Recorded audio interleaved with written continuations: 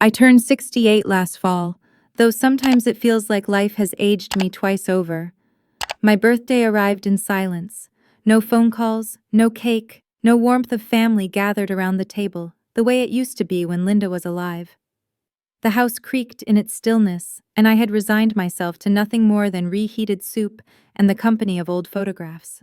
Then, as if to remind me that ghosts wear the faces of the living, a package appeared on my doorstep. No card, no sender's name, only the cold scrawl of handwriting across the envelope. Happy birthday. 2 words, but I would have known that hand anywhere. My son's, Ethan's.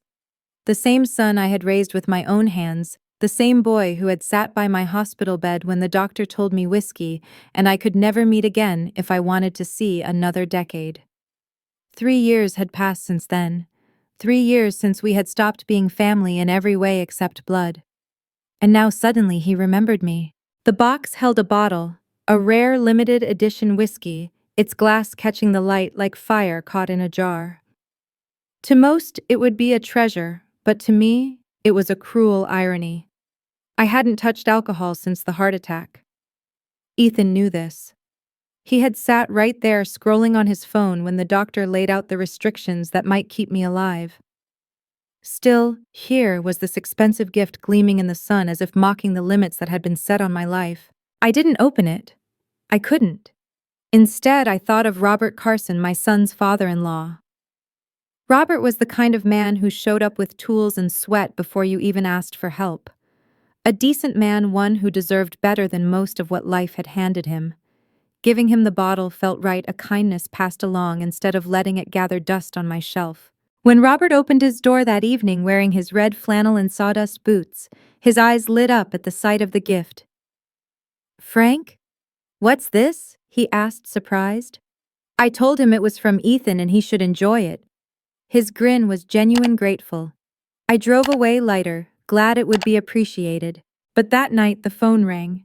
Ethan's voice slipped through the line like a knife hidden in silk. "Did you try it yet?" he asked, tone sharp at the edges. I told him no, that I'd given it to Robert instead. Silence. A pause so long it pressed against my chest. Then only a slow exhale and a deadline.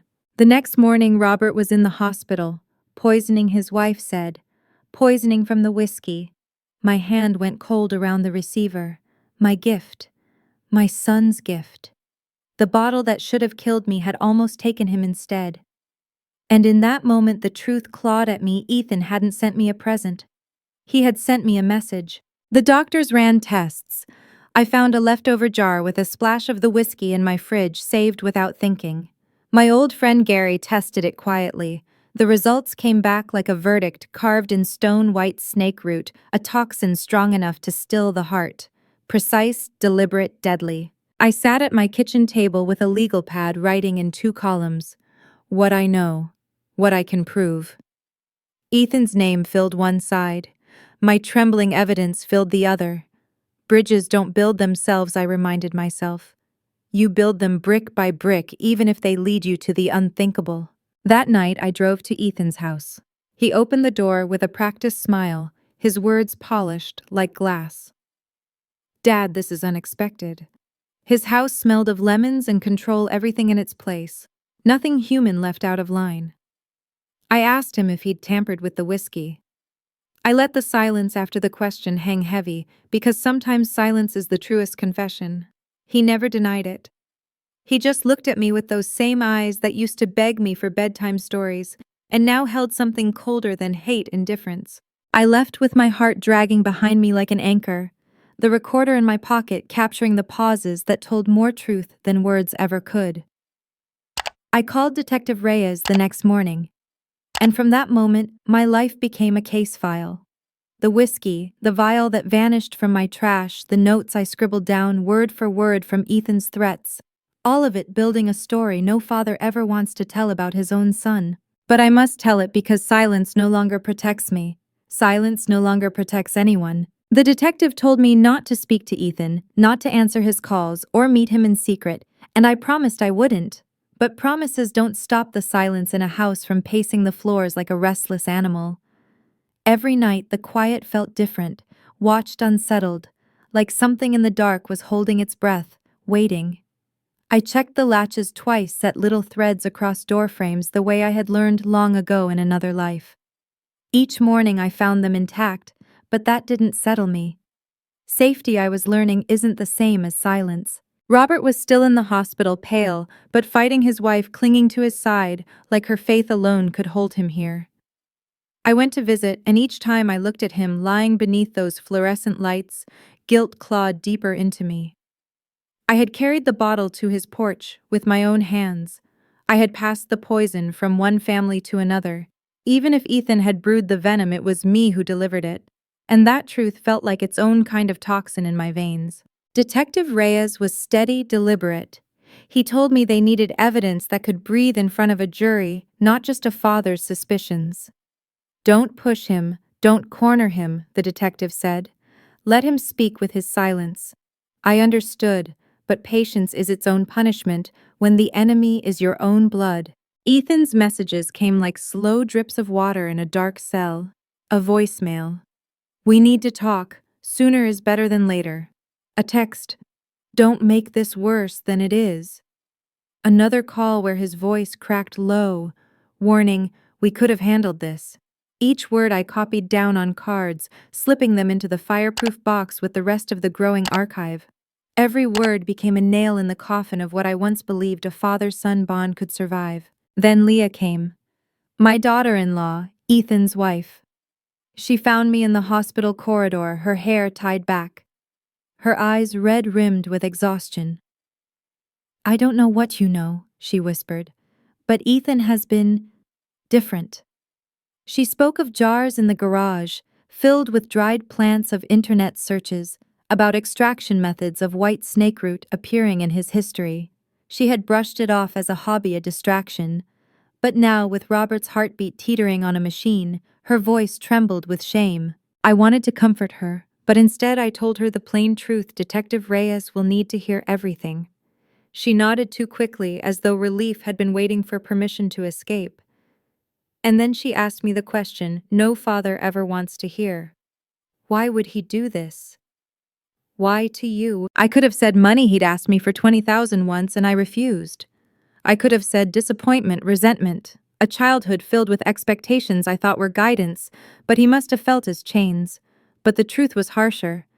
Because if he can't own the story, I told her, he'll burn the page. Her face crumpled. She confessed Ethan had already asked her if I had liked the bottle, if I had tried it. She told him I had given it to Robert instead.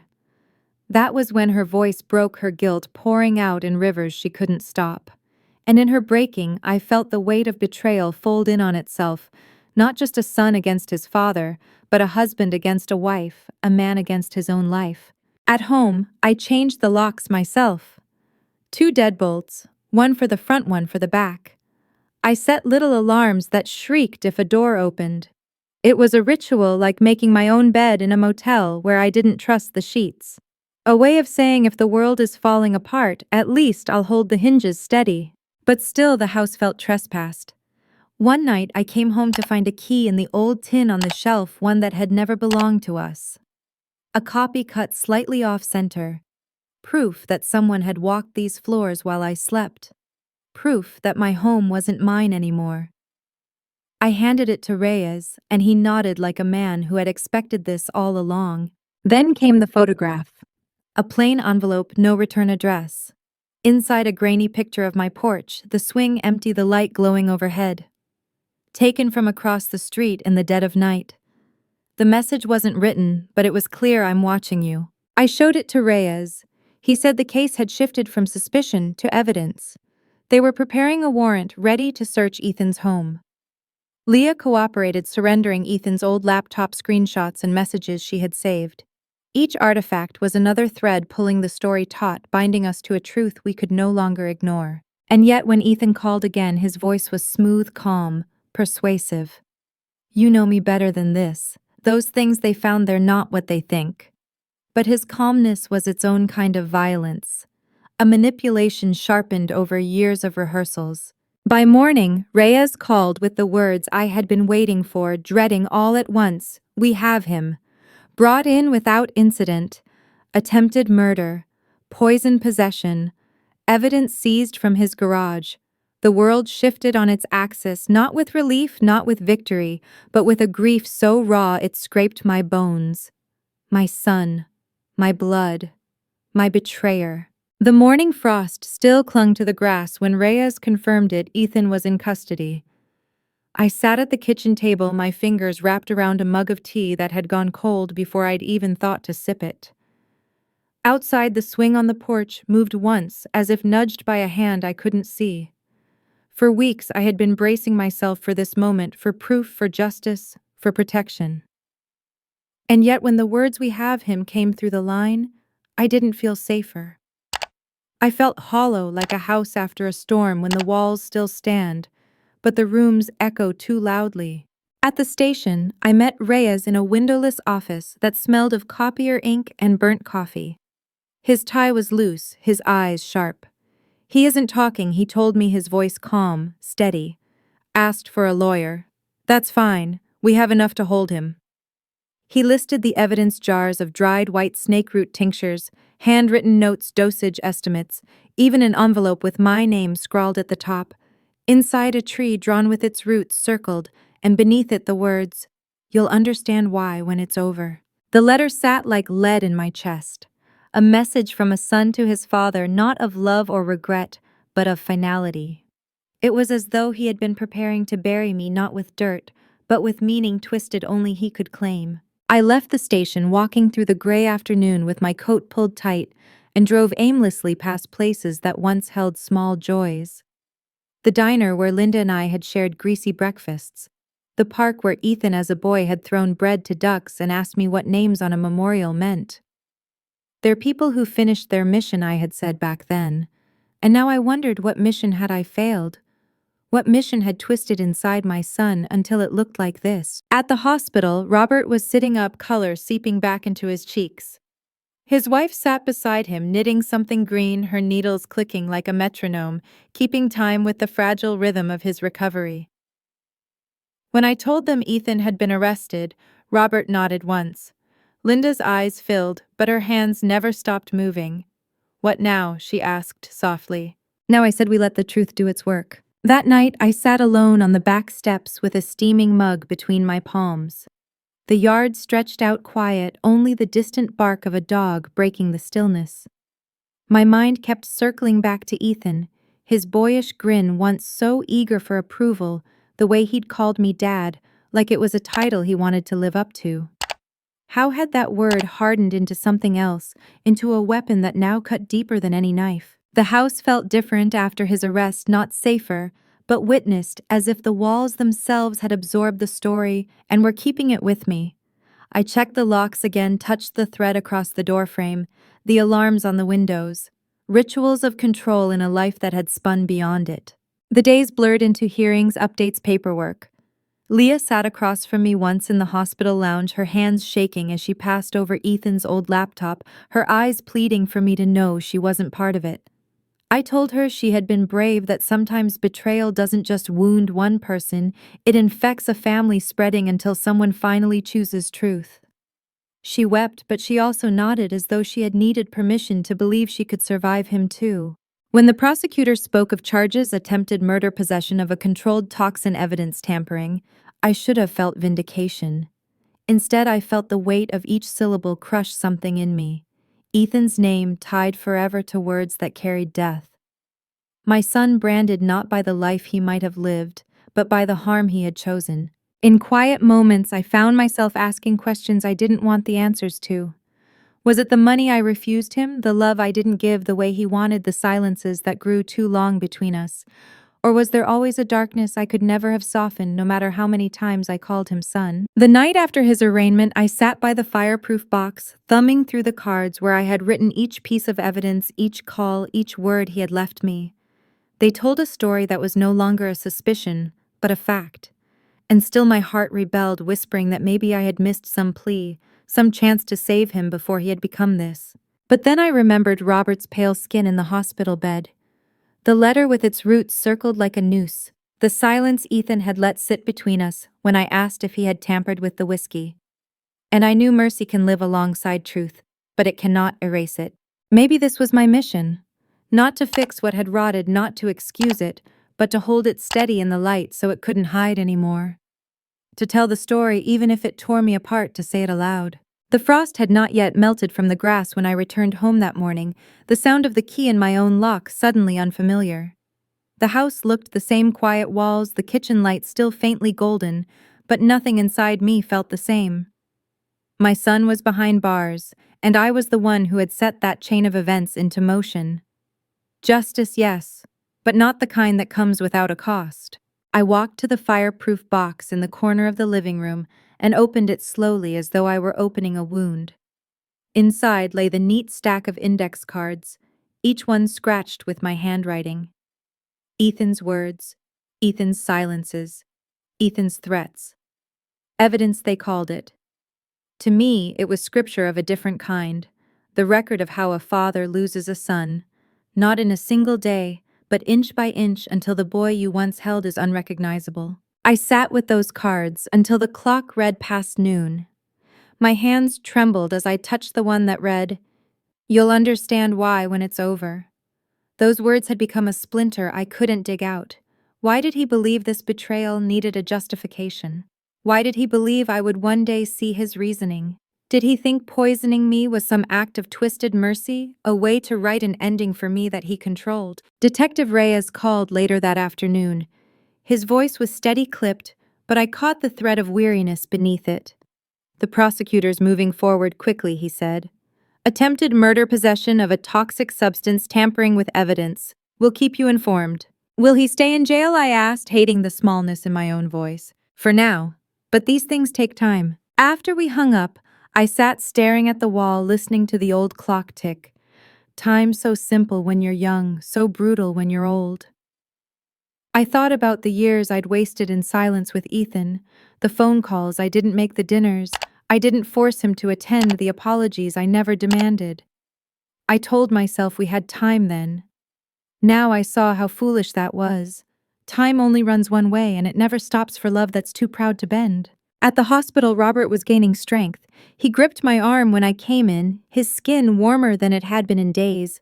"You look worse than I do," he rasped, and for the first time in weeks I let myself laugh. A short broken sound, but laughter all the same. Linda cried quietly, her hands never letting go of his. I envied them, their bond, their endurance. Poison had not broken them, but betrayal had broken me. One evening, Leah sat across from me in the hospital lounge, her hands clutching a paper cup of coffee she never sipped. "I don't understand him anymore," she whispered. "Sometimes I think he hates me too. The way he looks at me when I ask questions." Her voice cracked. "I married a man I thought I knew. And now," I reached across the table and laid my hand over hers. "You married the man you knew then. This is who he became." She wept quietly, shoulders shaking, and I thought of the little boy who used to crawl into my lap when storms frightened him. How had he turned into this man who frightened everyone else? Nights grew longer. The house no longer felt like mine. It felt like a stage where I was rehearsing grief. I left lights on in every room, not out of fear, but out of defiance. I wanted the shadows to know they couldn't claim me.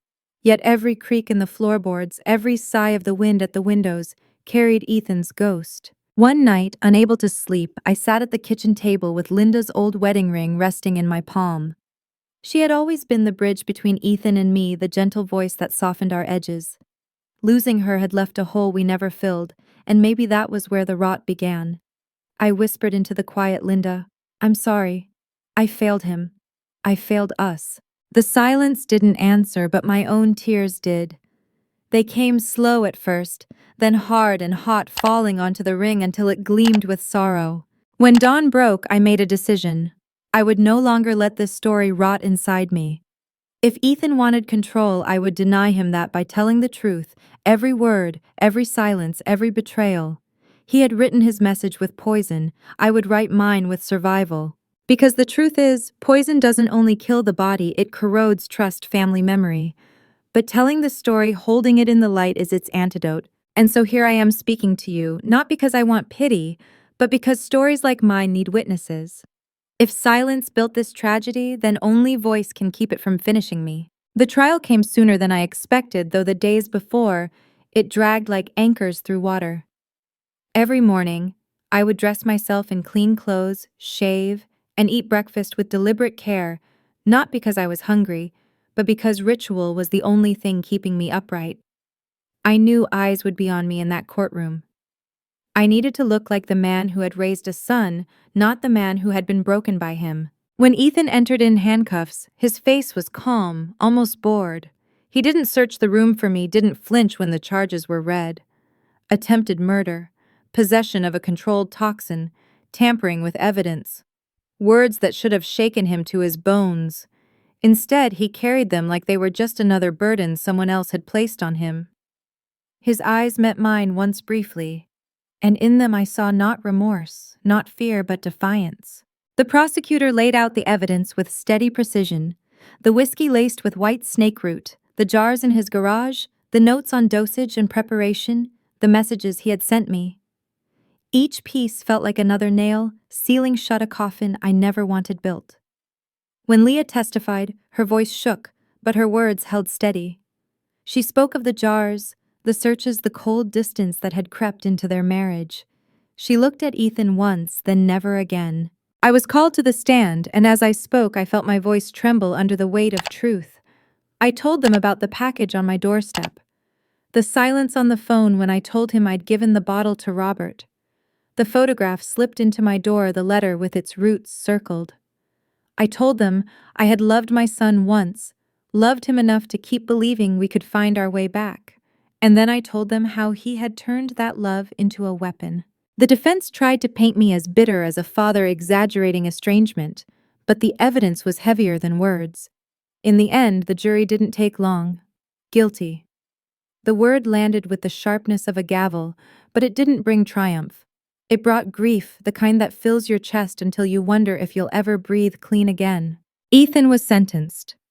Years, not life, though the years were enough to carve out the best of his middle age. He didn't look at me when the judge spoke. He didn't look at anyone. It was as though the boy I raised had already vanished long before those bars closed around him. Afterward, I sat on my porch, the same porch that had once held quiet evenings with Linda, the same porch swing that had creaked with Ethan's laughter when he was small. The swing moved in the autumn wind, a reminder that some things endure, even when the people don't. Robert had been discharged from the hospital by then, frail but alive. He shook my hand and told me, "We made it through." His words felt like both a blessing and a warning, because the truth is, I didn't make it through unchanged. Part of me is buried with the son I used to know. The boy who once asked me if the names on a memorial meant they had finished their mission. I realize now that my mission was never to save him from himself. My mission was to survive the wreckage of his choices and tell the truth of what happened. And here's the truth I leave with you. Betrayal by blood is a wound that never truly closes. It leaves scars that ache in silence. But silence is what allows poison to grow. Speaking it, sharing it, giving it voice, that is how we strip the venom of its power. So if you've listened this far, if my story has found you tonight, I ask you not just to hear it, but to carry it. Share it.